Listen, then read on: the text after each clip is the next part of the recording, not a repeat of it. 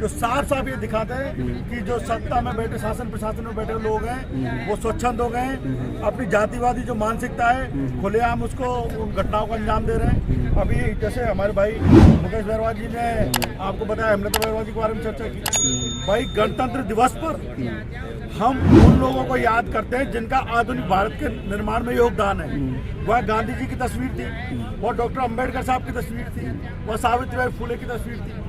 मतलब जिन लोगों ने भी आधुनिक भारत के निर्माण में योगदान दिया उनकी तस्वीरें थी।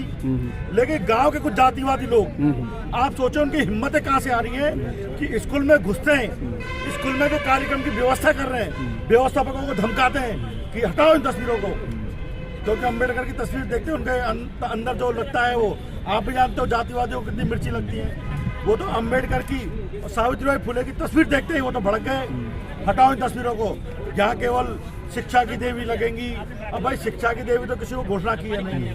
आधुनिक भारत में हमने जो पढ़ा है सावित्रीबाई फुले को शिक्षा की देवी मानते हैं, लेकिन सभी सरस्वती को मानते हैं। मैं बताऊं, अलग इस देश में विविधतापूर्ण देश है, इसमें हजारों धर्मों और उसके लोग हैं। अब बहुत सारे लोग तो इंद्र को है ना बरसात का भगवान मानते हैं कि इंद्र जी बरसात कराते हैं। हमने विज्ञान पढ़ा, हम तो ये पता है कुमुलो निम्बस जब क्लाउड फॉर्म होता है तो बारिश होती है। अब कुछ लोग बोलते हैं कि इंद्र भगवान बारिश कराते हैं, कुछ लोग बोलते हैं वरुण भगवान हवा चलाते हैं। तो भाई सुनो, जबकि वैज्ञानिक रूप से सत्यापित है कि जब दबाव का जो अंतर आता है इस कारण हवाएं चलती है। अब मानने को तो बहुत कुछ मानते हैं, तो इसमें किसी की भावना आहत नहीं होनी चाहिए। उन्होंने बोला या हिंदू परंपरा के अनुसार का अनुष्ठान होगा। भारत हिंदू राष्ट्र बनने वाला है। गणतंत्र दिवस पर कोई धर्म का, यहाँ हजारों धर्म के लोग हैं इस देश में। नहीं, भारत हिंदू राष्ट्र बनेगा तब तो मानना पड़ेगा ना, बनने वाला है। नहीं, एक बात है, तब की तब देखेंगे। हमारी लाशों पे बनेगा फिर, ऐसा भी नहीं बनेगा। अभी तो सरस्वती की पूजा करा रहे ना। जब संविधान में क्लियर कट लिखा है आर्टिकल 28 में कि जो हमारे जो सरकार राज्य के शिक्षण संस्थान है उनमें कोई भी किसी धर्म को प्रमोट करने वाला काम नहीं होगा, तो कैसे धार्मिक उसका होगा? और क्या ये आधार हो सकता है कि किसी को निलंबित करने का? आप डांट लगा सकते थे। चलिए, जब तक राजस्थान सरकार या भारत सरकार ने किसी देवी देवता को पर्टिकुलर किसी शिक्षा का देवी बनाया नहीं, बरसात का देवी बनाया नहीं, तो उसको कैसे लिखेंगे? बताओ कौन सी हमारी विज्ञान की किताब में लिखा हुआ है कि ये सरस्वती जी विज्ञान की देवी है? जब आपने पढ़ाया ही नहीं उन चीज़ों को तो कैसे दवापूर्ण तरीके से काम करा सकते हैं? आप जो जातिवादी लोग घुसे हैं स्कूल में और जिन्होंने धमकाया उनके खिलाफ एक्शन होना चाहिए था। एक्शन किन के खिलाफ हो रहा है? हेमलता जी के खिलाफ। क्या गुनाह कर दिया उन्होंने? कोई गुनाह नहीं किया। आप बता दो, कानूनी रूप से भी वो चैलेंज देता हूँ मैं, मदन दिलावर जी को आके बहस कर लें खुले मंच पर। और एक अन्य मामला यहाँ रोजदा स्कूल का, रोजदा है यहाँ पे जयपुर ग्रामीण में एक स्कूल है, उच्च माध्यमिक विद्यालय के हमारे बहन पूजा बनकर 5 महीने से तनख्वाह नहीं आई। ट्रांसफर होने के बाद में उनका नए स्कूल में 5 महीने पहले ही तनख्वाह नहीं आई। किसके पास जाएगा? प्रिंसिपल के पास। प्रिंसिपल की लापरवाही और जहाँ तक देखा तो अनिच्छा के चलते वहाँ पे उनकी तनख्वाह नहीं आई।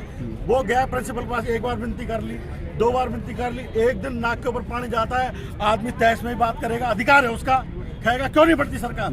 ये कहने पे फिर उसको वो जिला शिक्षा अधिकारी से मिलकर फिर उसको सस्पेंड कराया जाता है। उसके पति को क्यों सस्पेंड करा दिया, उसका आज तक हमारे पास कारण मौजूद नहीं है। ललित रेगर का आपके सामने मामला है।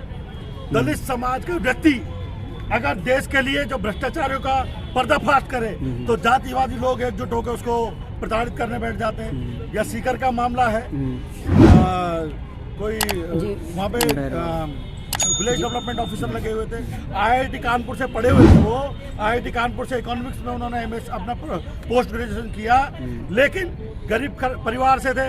आईएएस बनना था तो छोटी नौकरी पकड़ ली। लगातार 2 बार से मेंस लिख रहे थे यूपीएससी का। आप देखिए 5 लाख का जिन्होंने गबन का या भ्रष्टाचार का जिन्होंने उजागर किया, उसको शासन प्रशासन द्वारा संरक्षण दिए जाने की जरूरत थी। आप ये देखिए, उन्हीं के जो अधिकारी थे उन्होंने जो स्थानीय जनप्रतिनिधि जो लोग भ्रष्टाचार में लिप्त थे उनके साथ में गठजोड़ बना के उसको इतना प्रताड़ित किया कि उनको सुसाइड करना पड़ा।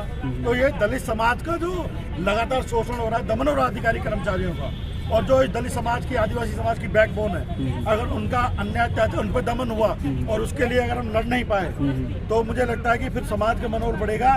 तो इस बार हम भी ये निकले हैं, चाहे यहाँ पे लोग, ये तो बहुत अल्प समय में हमने तैयार किया, लेकिन जो प्रदेश के सभी संगठनों के लोग यहाँ पे आ चुके हैं और ये निश्चित मानिए कि अभी तो ली अंगड़ाई है, आगे लंबी लड़ाई है। अगर आचार संहिता के दौरान भी अगर हमें परमिशन मिलती है या हमें मौका मिलता है तो एक बड़ी गैदरिंग के साथ उतरेंगे। और हम यहाँ से आज बोल देते हैं सीएम साहब को कि सीएम साहब ना तो आपके लट्ठों से डरते ना गोलियों से डरते, आपकी लट्ठ और गोली ले आओ, हमारे सीने सामने खड़े मिलेंगे। जय भीम।